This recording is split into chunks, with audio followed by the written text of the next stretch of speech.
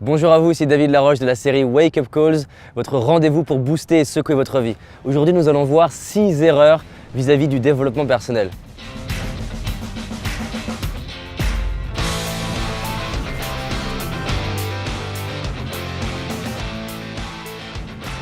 J'imagine que si vous regardez cette vidéo, c'est que consciemment vous faites du développement personnel. Alors c'est quoi le développement personnel?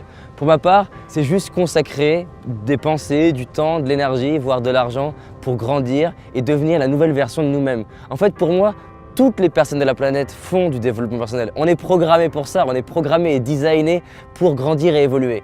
Maintenant, ce qu'on appelle le développement personnel, c'est la pratique consciente d'évoluer et de grandir. C'est l'engagement que je vais mettre, penser, temps, énergie, argent pour devenir une nouvelle version de moi. Et ce qui est intéressant, c'est toutes ces personnes qui travaillent sur elles-mêmes pour grandir et évoluer et qui en fait retournent les clés du développement personnel contre elles.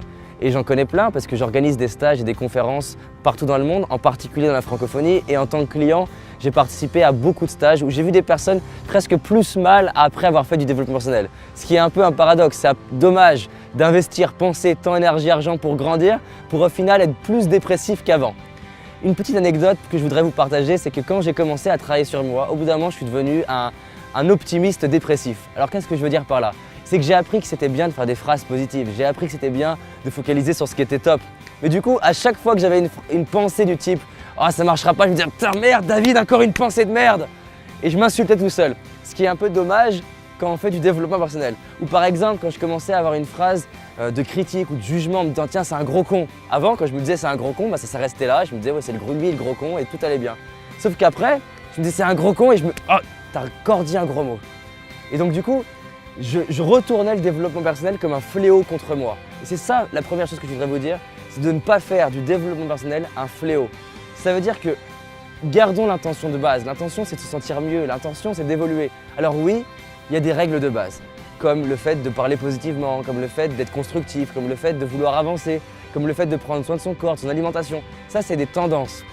Maintenant, c'est OK d'avoir des doutes. C'est OK d'avoir peur. C'est OK d'être dans le jugement. C'est OK d'être critique, c'est OK de ne pas être un saint en fait, c'est juste OK. Et dès que je réalise ça, je respire. Donc erreur numéro 1, faire du développement personnel son fléau et devenir un extrémiste du développement personnel, devenir un optimiste dépressif parce que j'arrive pas à tout appliquer. C'était moi avant, je me disais il faut que je fasse du yoga, méditation, des rituels le matin, je me pose des super questions. En fait mon rituel du matin il aurait pris 48 heures. Donc à un moment donné, on respire, on lâche, tout va bien.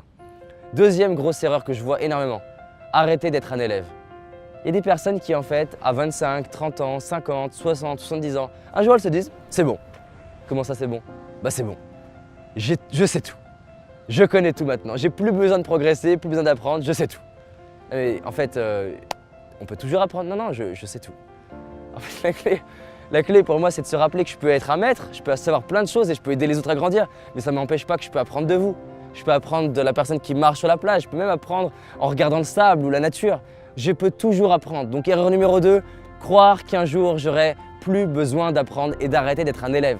Donc des fois, c'est bien de savoir, désolé, se la fermer, écouter et grandir.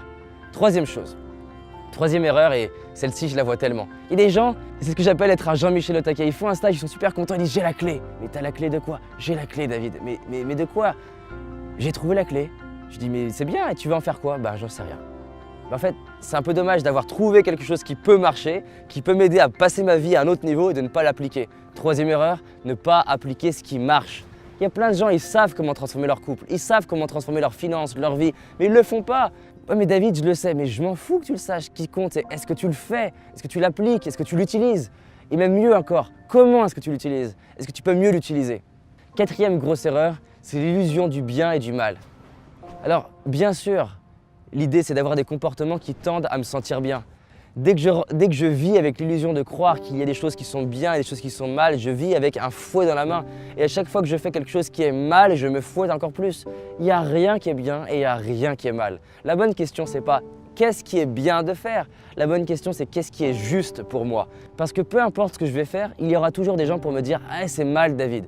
Je peux faire une vidéo avec le cœur, l'envie de servir, l'envie de vous aider là comme je le fais maintenant. Et il y aura des gens sur YouTube qui diront « Regarde le gros con ». voilà, j'ai fait de mon mieux en fait. Donc j'ai pas envie de baser ma vie sur ce que les autres pensent. Si ça se trouve, il y a des gens sur la plage qui pensent que c'est mal de faire une vidéo sur la plage parce que je dérange les pigeons, j'en sais rien. J'ai pas envie de me baser sur eux pour être heureux ou pas heureux. C'est à moi de savoir qu'est-ce qui est juste pour moi, juste ça. Donc si ça se trouve, je vais faire quelque chose qui est mal aux yeux des autres, mais moi, je serai aligné avec moi-même et je serai content. La cinquième erreur que je vois dans les personnes qui font du développement personnel, c'est qu'elles repartent, elles sont super contentes, elles ont appris plein de choses et souvent elles se sentent bien après un stage. Quand les gens sortent de mes séminaires, ils se sentent super bien, ils ont vécu 2 jours, 3 jours, 5 jours, des fois 10 jours, dans un environnement où les gens sont constructifs, positifs, déterminés à aller vers leurs rêves, à parler en étant constructifs, forcément tu te sens bien. Et qu'est-ce qu'ils font? Ils ressortent et ils ne changent pas leur environnement. Ils vont voir les mêmes amis, ils mangent la même chose, ils parlent de la même façon, ils bougent de la même façon, ils font tout pareil. Mais c'est un fantasme d'espérer des nouveaux résultats sans faire des nouvelles choses comme dit Einstein. Donc oui, c'est important de changer l'environnement. Et l'environnement commence par où est-ce que j'habite, qui je côtoie, quels sont mes amis. Je sais que c'est douloureux, mais c'est une des grosses erreurs que je vois et c'est ma 5e erreur. Ma 6e erreur, c'est de vouloir atteindre des rêves qui ne sont pas les siens. J'ai appliqué cette erreur. Pendant des années, j'ai voulu devenir un ingénieur en informatique parce que je croyais que ça ferait plaisir à mes parents, je croyais que ça ferait plaisir à ma famille, que je serais David, le mec bien qui serait aimé par tout le monde. J'allais devenir l'ingénieur avec un bon salaire, un bon métier et en fait une vie que j'aurais pas trouvé super. Il n'y a rien de pire que de vouloir réaliser des rêves qui ne sont pas les siens. Parce que si j'y arrive, je vais finalement avoir une vie qui est confortable, qui ne me correspond pas. Il vaut mieux se dire qu'est-ce qui est vraiment important pour moi. Vous savez, quand on tombe amoureux, on ne voit pas le temps passer. On est passionné, on est créatif, on est déterminé. Qu'est-ce qui se passerait si vous aviez des projets pour lesquels vous tombez amoureux? Moi, je suis tombé amoureux de mon entreprise, je suis tombé amoureux de la technologie, tombé amoureux du matériel. Et j'adore ce que je fais. J'adore demander aux gens, si tu étais milliardaire, qu'est-ce que tu aimerais faire? Qu'est-ce que tu aimerais continuer de faire? Si j'étais milliardaire, je continuerais de faire ce que je fais toujours. C'est plus fort que moi. Donc la 6e erreur, c'est de faire des trucs qui ne sont pas pour vous. On va donc résumer nos 6 erreurs. La première erreur, c'est de faire du développement personnel son fléau. Rappelez-vous que l'objectif, c'est de se sentir bien, d'avancer et grandir. La deuxième erreur, c'est de ne plus être un élève, de croire qu'un jour, j'aurai plus à grandir et à apprendre. On peut apprendre de chaque personne. Les Chinois disent que chaque personne est un maître dans un domaine, donc on peut apprendre de tout le monde. La troisième erreur, c'est de ne pas appliquer ce que j'apprends. Si j'ai l'idée de « Ah, ça, il faut que je l'applique, ça, il faut que j'utilise », surtout quand vous regardez mes vidéos, arrêtez-vous, utilisez-la et appliquez-la. Ce qui fait la force des gens que j'accompagne en coaching, c'est qu'ils appliquent ce que je leur donne plus que la plupart des gens. Appliquez vraiment ce que vous apprenez et vous allez voir votre vie va passer à un autre niveau. La 4e erreur, c'est l'illusion du bien et du mal. Ça n'existe pas le bien et le mal. Ce qui compte, c'est qu'est-ce qui est juste pour moi, qu'est-ce qui m'honore moi. La 5e erreur, c'est de ne pas changer d'environnement. Quand vous sentez de l'énergie et de l'inspiration, faites en sorte d'aller vers des nouvelles personnes, de changer là où vous habitez ou la façon dont c'est décoré pour changer là où vous êtes. Vous pouvez être la meilleure graine du monde dans un terreau pourri, vous ne poussez pas. La différence avec une graine, c'est qu'on a le pouvoir de se relever et de changer là où on est semé pour pouvoir vraiment mieux évoluer. Et la 6e erreur, c'est de vouloir atteindre des rêves qui ne sont pas les siens.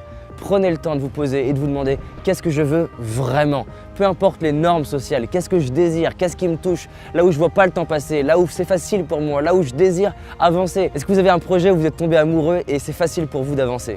Voilà ce que je voulais vous dire, c'est les 6 erreurs. Donc regardez à nouveau cette vidéo et voyez où est-ce que vous en êtes par rapport à ces 6 erreurs. En tout cas, on avance ensemble et rappelez-vous que l'objectif c'est de prendre toutes ces clés-là et les retourner en positif, bien entendu. Si vous pensez qu'autour de vous, il y a des amis, des proches qui peuvent faire ces erreurs-là, partagez-la discrètement sur Facebook.